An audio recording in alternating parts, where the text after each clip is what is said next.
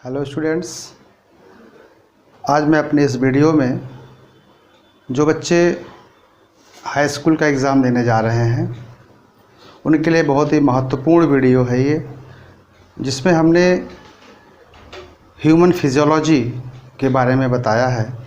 और human physiology में जो आपका टॉपिक है वो आपका होगा डाइजेस्टिव सिस्टम। तो डाइजेस्टिव सिस्टम के बारे में आपको हम अपने इस वीडियो के माध्यम से बताएंगे कि क्या है डाइजेस्टिव सिस्टम और बहुत क्या इसका स्कोप है, क्या इसका महत्व है ह्यूमन के बॉडी में। चूँकि नाम से ही क्लियर है कि हम लोग डिस्कस करेंगे ह्यूमन फिजियोलॉजी, मनुष्य की जो जैविक क्रियाएं हैं उसके बारे में हम लोग बात करते हैं। चूँकि पूरी फिजिकल प्रोसेस इसी से देखा जाता है, तो यहाँ पर हम डिस्कस करेंगे एक सिस्टम है, जो सिस्टम हमारा बनता है डाइजेस्टिव सिस्टम। और ये किसी भी ह्यूमन बॉडी का, ह्यूमन लिविंग थिंग्स का बहुत ही महत्वपूर्ण सिस्टम है। अगर ये सिस्टम आपका डिस्टर्ब होता है तो इस सिस्टम के डिस्टर्ब होने से आपके बॉडी में डिफरेंट टाइप के डिजीज़ होने शुरू हो जाते हैं। और आपका अगर डाइजेस्टिव सिस्टम डिस्टर्ब है तो फिर आपकी फिजियोलॉजी क्या होती है, पूरी कंप्लीट तरीके से फिट नहीं होती है, आपको कोई ना कोई प्रॉब्लम हमेशा बनी रहती है। तो बेटा ये सिस्टम है जो हमारा है, ये सिस्टम है डाइजेस्टिव सिस्टम, जिसको हम लोग पाचन तंत्र के बारे में जानते हैं। तो पाचन तंत्र क्या है, किसका आपको पाचन करना है। जब भी कोई फूड मटेरियल आप खाते हैं तो फूड मटेरियल खाने के लिए आपको अच्छी चीज़ एक बैलेंस डाइट होगा, उस डाइट को लेंगे, प्रॉपर सिस्टम आपका डाइजेस्टिव सिस्टम सही है तो इजी वे में आपको तुरंत आपने माउथ में लिया, उसको च्यूइंग की, चबाया दांतों से, चबाने के बाद सीधे आपके स्टमक में होता हुआ सिस्टम प्रोसेस किया, डाइजेस्ट हुआ और फिर जाते हुए एक्सक्रीटरी मटेरियल्स के रूप में, वेस्ट प्रोडक्ट के रूप में वो निकल गया। तो ये प्रॉपर तरीके से प्रॉपर सीक्वेंसिंग फॉर्म में चलता रहता है। तो आप ये देखें कि इस सिस्टम में सबसे पहले आपका होता है कि आपका फूड क्या है, आपने फूड कैसा लिया। थोड़ा सा बेसिक लेंगे आपको यहाँ से कि फूड आपने लिया और इस फूड को इस सिस्टम के माध्यम से क्या करना है, डाइजेस्ट करना है, पचाना है। और पचाने के लिए जो हमारे सिस्टम्स दिए गए हैं उसमें दो चीज़ें होती हैं जो बहुत ही महत्वपूर्ण है। एक हमारा होता है एलिमेंट्री कैनाल, एक हमारा क्या होगा बेटा, एलिमेंट्री कैनाल होगा, और दूसरा होता है डाइजेस्टिव ग्लैंड्स। अब दोनों अलग चीज़ें हैं, एक तो हो गया एलिमेंट्री कैनाल और दूसरा हमारा हो गया डाइजेस्टिव ग्लैंड। तो ग्लैंड्स क्या करेंगी, सिक्रीट करती हैं डिफरेंट टाइप के जूसेस को। इसकी बात आपको हम बाद में बताएंगे।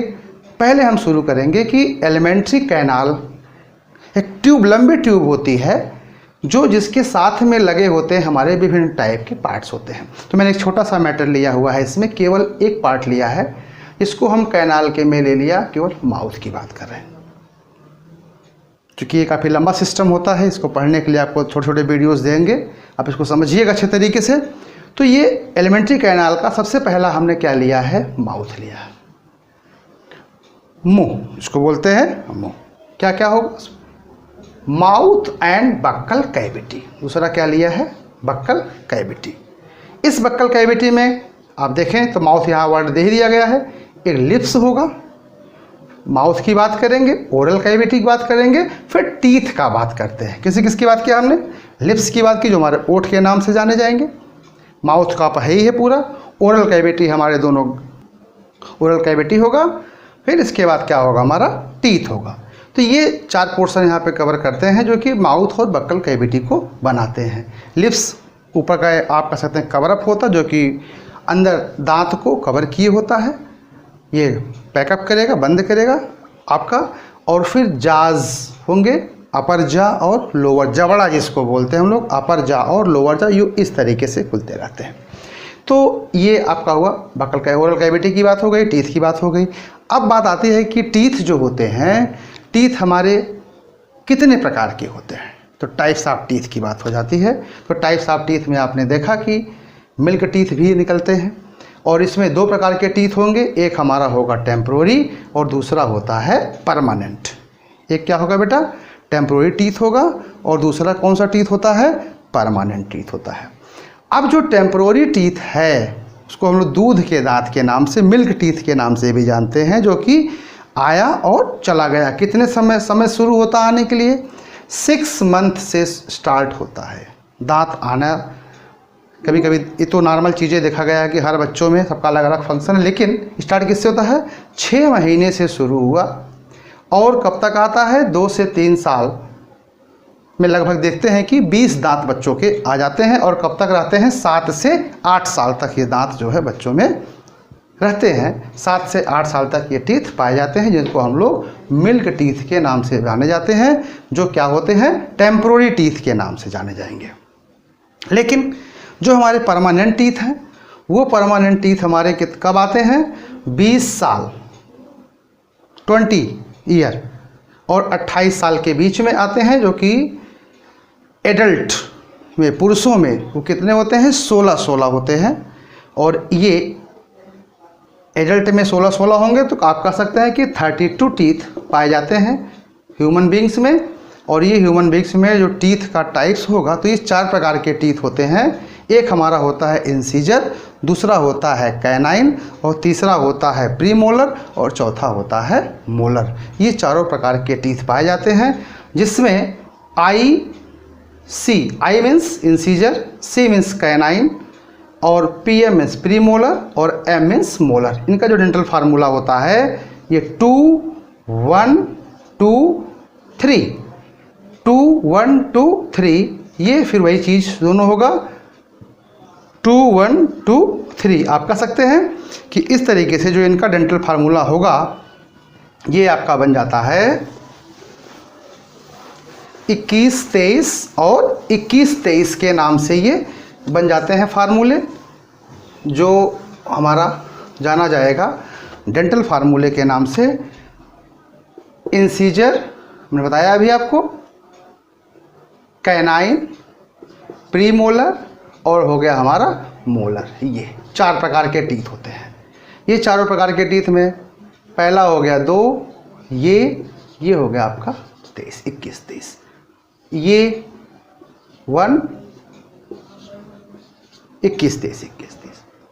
तो इस तरीके से अगर देखा जाए तो 2 1 3 2 5 3 8 8 ये हुए, 2 1 3 2 5 3 8 8 के हुए। जा तो 8 अगर हम देखें कि जबड़ों की बात करें, एक हमारा ये होगा, एक हमारा ये, अपर जा और लोअर जा के नाम से जानते हैं, जिसके अंदर टीथ का अरेंजमेंट आपका लगा होगा।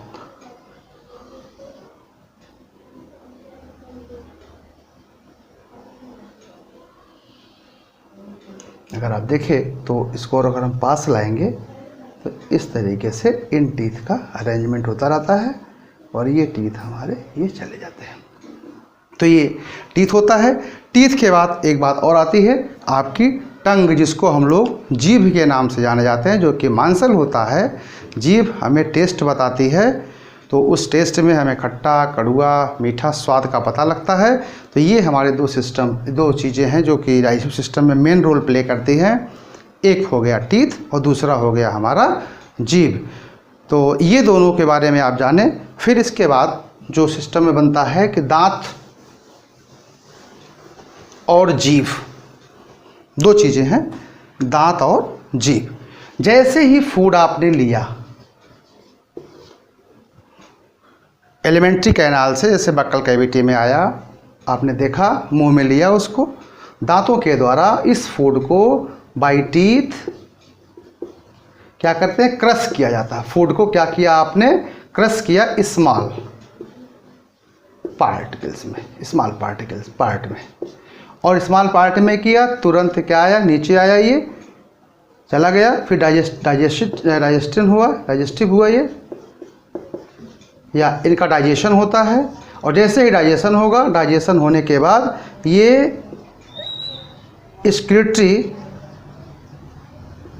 मटेरियल के रूप में क्या होते हैं? बाहर ये पास हो जाते हैं। और इसमें जब ये स्मॉल पार्टिकल्स में होगा, क्योंकि टीथ का मेन रोल प्ले होता है, ये मैक्रो पार्टिकल को माइक्रो में टूट देते हैं। स्मॉल मैक्रो टू माइक्रो, ये चीज़ें होती हैं, ये प्रोसेस चलता रहता है। सीधे आपका डाइजेस्टिव का मतलब हो गया यहाँ पे डाइजेशन डन। इसमें डिफरेंट टाइप के एंजाइम्स होंगे, जो जूसेस होती हैं, जो डाइजेस्टिव जूस के या डाइजेस्टिव एंजाइम के नाम से जाने जाते हैं। और वो अलग अलग जो भी फूड आप लेंगे, चाहे वो कार्बोहाइड्रेट लेंगे, चाहे प्रोटीन लेंगे, चाहे फैट लेंगे, चाहे मिनरल्स लेंगे, सबको डाइजेस्ट करने वाले होते हैं। तो अगले वीडियो में आपको हम ये बताएंगे कि इसके बाद आगे क्या होता है और क्या डाइजेस्ट होता है। Thank you.